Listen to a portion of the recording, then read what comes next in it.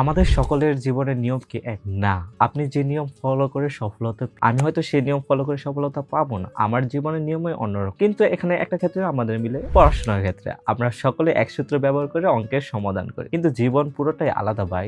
আমাদের সকলের সফলতার রাস্তা আলাদা। আপনি আপনার সফলতার রাস্তা তৈরি করুন। অন্যেরটা কেন ফলো করবে? সেম রুলস বা সেম রুলস এপ্লাই হলো আগের একই নীতিমালা জীবনে প্রয়োগ করা। এটা ইতিবাচকও হতে পারে, নেতিবাচকও হতে পারে। এখন আপনি কোন ক্ষেত্রে ব্যবহার করছেন সেটাই বেশি ইম্পর্টেন্ট। এখন আপনার প্রশ্ন হতে পারে এটা কি আমাদের জীবনের সাথে জড়িত?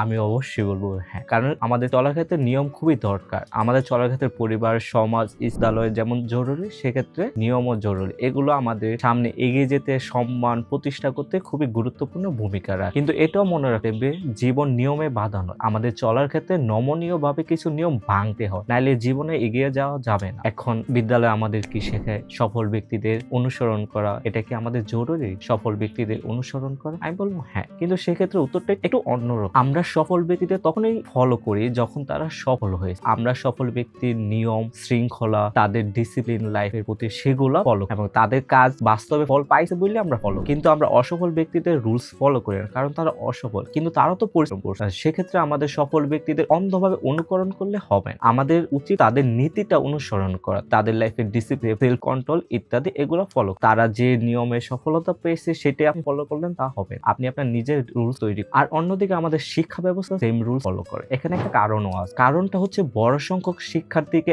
একই কাঠামোতে শেখানো সহজ এবং তা মূল্যায়নও সহজ হয়। কিন্তু এখানে সমতার একটা প্রশ্ন আছে।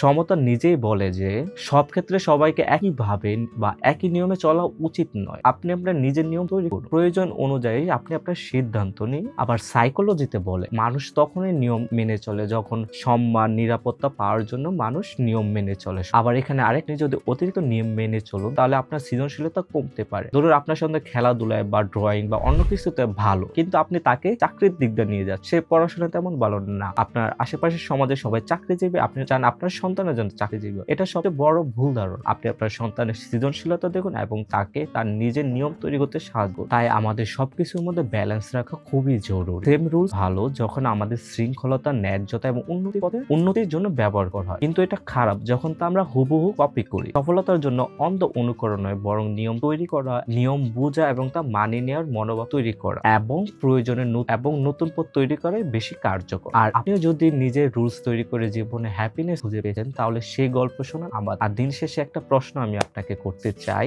আপনার প্রথম ভাঙা কোন নিয়ম ছিল যা আপনাকে প্রকৃত সুখ এনে দিয়েছে? এই প্রশ্নটা আমি আপনাকে করলাম, আপনি অবশ্যই উত্তর দিবেন। Made your own rules and be happy. Thank you.